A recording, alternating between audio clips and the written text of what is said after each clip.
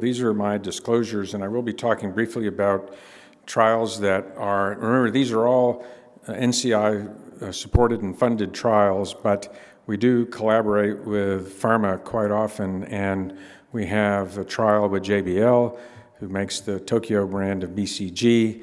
We have actually 2 trials with Roche Genentech, and then a new trial that I'll talk about that is sponsored with Pfizer EMD Serono. So SWOG has a very, very long track record of innovation and practice-changing clinical trials in all stages of bladder cancer, but particularly in non-muscle invasive bladder cancer. And you can see the publication date here of 1991.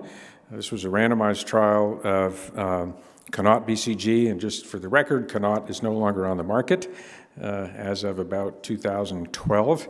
And it was a randomization to Connaught BCG versus doxorubicin, showing very clearly the benefit of BCG compared to at least this version of intravesical chemotherapy for both CIS and papillary disease. And that really established BCG as a standard of care. BCG, for those that don't follow this, was approved by the FDA, I believe, in I think it was 1996 for both CIS and papillary disease. Then there was a randomized trial comparing BCG to mitomycin, which was used a bit more commonly.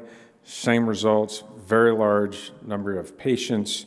BCG was superior to mitomycin. For those who are students of intravesical chemotherapy, you'd notice that the dose of mitomycin of 20 milligrams and 20 cc's, we don't use that anymore. We use 40 milligrams and 20 cc's. There's an optimized regimen, but this was what was in the dosing that was used at that time. Fast forward to SWOG 8507. So this was really the brainchild of Don Lamb, who was really a student of immunotherapy and recognized that repeated stimulation of the immune system would be better than induction therapy alone. So this was a randomization of induction plus maintenance, 3 weekly maintenance, and you have to keep in mind historically that people were using monthly maintenance. And one of the take-home messages is monthly maintenance is a total waste of time. You need to do at least 3 weekly installations, and because of immune memory that's achieved with induction, you can use a shorter course of maintenance, and you see induction of cytokines by cycle 2 and cycle 3, and Don and the team showed that this maintenance therapy at months 3, 6, and every 6 months out to 36 months was better than induction alone. And keeping in mind that at least in this trial, only 16% of patients made it all the way out to 3 years. In the EORTC trial that looked at 3-year versus 1 year, high risk and intermediate risk, roughly a third of those patients got out. And I think we've all become a bit more sophisticated in terms of dose reduction, managing toxicity. And for those patients that are maintaining a complete response, we can get more of those patients out to the full benefit of 3 years. This was, I showed you recurrence-free survival, and this worsening-free survival was a composite endpoint that essentially represents progression. And you can see a statistically significant benefit in that. And I just also want to point out 2 things, is that you can see that this is out to 10 plus years. And so as urologists, we have an a priori obligation to continue to follow these patients because obviously a lot of them, roughly half, will continue to recur and potentially progress even out long term. Those curves don't flatten out.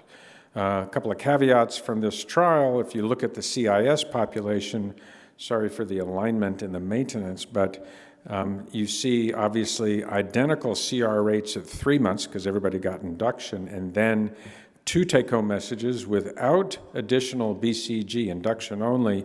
You see roughly about 10 to 12% of patients go on to have a CR at 6 months, so somewhat of a delayed response to immunotherapy. And then with the addition of maintenance, that goes up to 84%.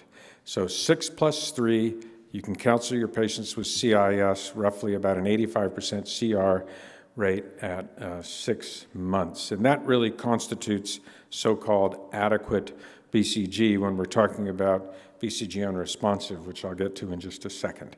SWOG was a leader in this. This was a trial that was led by Isla Skinner, SWOG 0353. So single-agent gemcitabine enriched with a high percentage of patients that we would call today BCG unresponsive, and a fairly consistent, in this case, 28% continuously disease-free at 12 months that we were seeing in other trials of single-agent gemcitabine with a very favorable toxicity profile.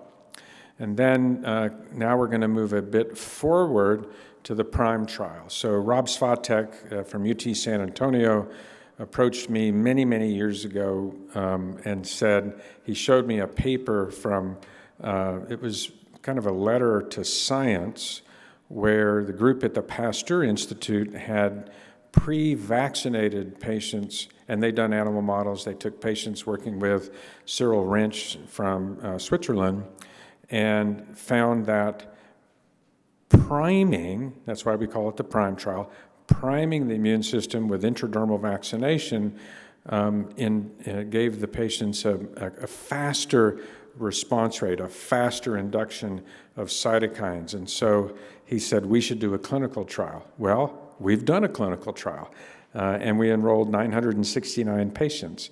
So I won't bore you with the saga of how all this came about, but it's a randomization to TICE, which you now know, is produced by Merck. Merck's the sole supplier of BCG to 70 countries, hence that's why we have a BCG shortage.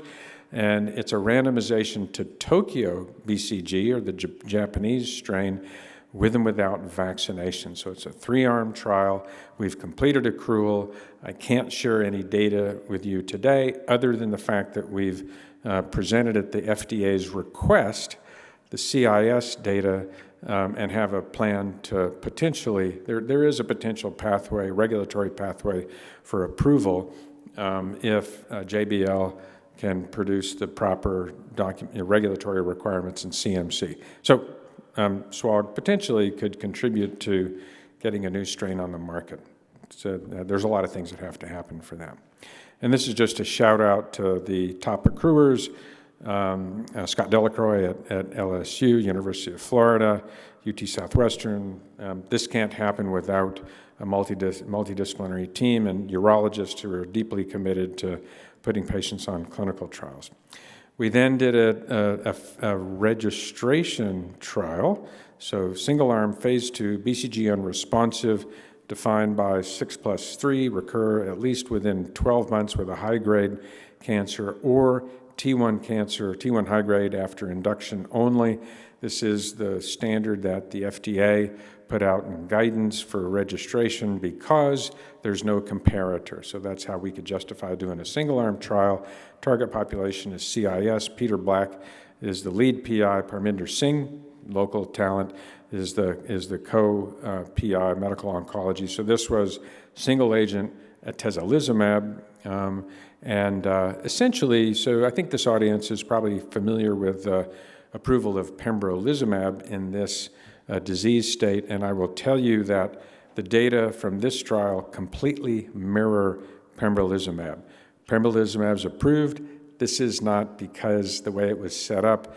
Unfortunately, it's a bit of an underpowered study, even though the data are identical. So immunotherapy is effective, not a home run, expensive, does have some toxicities that are concerning, and we'll have a paper hopefully submitted probably by the end of the year, but this data has been presented at ASCO a year ago. SWOG 1011, we were sitting around a table in our executive committee, and Ian Thompson said, we should do a trial looking at extended versus standard node dissection. I raised my hand, and the rest is history, so to speak. So this is a surgical trial. It's so it's patients who are getting radical cystectomy for muscle-invasive bladder cancer. Neoadjuvant chemotherapy is allowed. And there's always been this question of, the proper extent of a node dissection. There's no question, or there shouldn't be any question, about doing a bilateral standard pelvic lymph node dissection, external, internal, iliac, and obturator lymph nodes. I think that's been established decades ago. But there has always been this question of, doing an extended node dissection. I did my fellowship with Don Skinner. That's what we were taught. That's what was the mantra. But we recognized that there was no high-level evidence supporting this. As it turns out, Jürgen Geschwend from Germany was doing a very similar trial. He and I have been essentially in constant contact over the years. He's reported his trial. So this is an intraoperative randomization to extended versus standard. We've completed accrual, and we expect to report the primary outcome measure of both PFS and OS at the spring meeting. So stay tuned. I don't know what the results are, but we will be reporting that. And that essentially should establish what the standard of care is. So stay tuned for that. And what I wanted to point out here is that roughly, well, not roughly, 56% of patients had neoadjuvant chemotherapy. Now, that might not today be a big deal, but I can assure you that utilization of neoadjuvant chemotherapy prior to this was either single digits or maybe 10 or 15%. And so this group of investigators, which constituted roughly 33 surgeons and their medical oncology collaborators, really were very consistent in the application of neoadjuvant chemotherapy, and 88% of these patients got cisplatin-based chemotherapy. So this multi-D group kind of drinking the Kool-Aid and doing level 1 evidence-based treatment for muscle-invasive bladder cancer. This is the Coxon trial. This was something that we were talking about for quite some time. Dan Theodorescu had described this essentially predictive biomarker for response to platinum-based chemotherapy. And there was a clinical trials planning meeting back, I think, in 2012.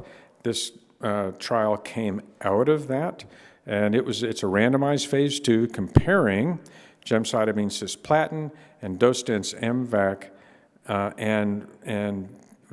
it was designed to validate the predictive biomarker in each of those chemotherapy regimens. Tom Flagg was the lead PI, Sia Danishman, the lead surgeon, and essentially what we showed was that the Coxon GC score was predictive for pathologic complete response in both arms. Not a home run, for sure, and the take-home message here was that you got to do validation. So biomarkers, predictive biomarkers, you have to validate in a prospective study in order to then apply it in a treatment selection trial. S1806, I've just got 2 more trials to talk about. Actually, that's not true, a few more, so I'll move along. This is a bladder preservation study, trimodality therapy. Parminder Singh and I had this idea. We approached RTOG. They thought it was great. They said, SWOG, you're the only ones that can do it because you've got the biggest group. You're the ones who are seeing these patients. So we set this up as a collaboration with NRG. Parminder Singh is the PI, and Jason Estathu from Radiation Oncology at NRG. And this trial is moving along quite briskly. And a lot of thanks to our local folks, Mark Tyson and Parminder at Mayo Scottsdale, really doing a terrific job of supporting the trial. A very robust translational medicine program. Basically, it's a random, everybody gets TMT, trimodal therapy, so chemoradiation therapy, which is the standard of care, with or without atezo. So the atezo is the experimental arm, and the idea is that the atezolizumab will enhance the response to the TMT and also provide potentially a systemic therapy benefit. They get the atezo for 6 months and concurrent with the TMT. So that trial has accrued well beyond any of our expectations, even through COVID. And this will be the largest US-based, actually North American-based bladder-sparing trial done, I think, in history. I don't think I'm exaggerating that. If I am, please correct me. And this is just the accrual. Again, Scott Delacroix is just being a master at LSU in really helping us get this trial done. A couple of new trials. This is 1937, Sarmad Sadeghi from USC. This is a randomization to standard of care gem-based chemotherapy, and then eribulin, which is a very interesting agent. This is now really third or fourth line metastatic disease. And this trial is off and running. Accrual is kind of slow, so if we could use some help if you have these patients in your institution. And then a trial that we've just activated recently, the Guru Sampavde is the PI. This is a collaboration with EMD Serono.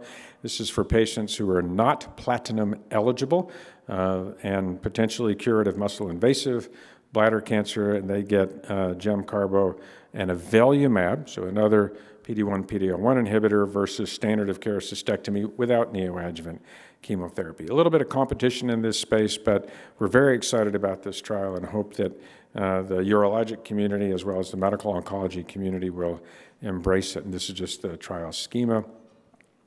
And then finally, a project that Josh Meeks and I and Tom Flagg, Peter Black, Dave McConkey have been working on conceptually now for a couple of years. This is coming through SWOG CTP. So this is not NCI funded. This is a clinical trial partnership with Roche Genentech, and it's called the SUBTYP Trial. So it's taking patients who are eligible for neoadjuvant chemotherapy, doing a RNA-seq expression-based subtypes. So if you're luminal papillary, which is enriched in FGFR3 alterations, there's a randomization to standard of care neoadjuvant chemotherapy versus immunotherapy plus erdafitinib, which targets FGFR3.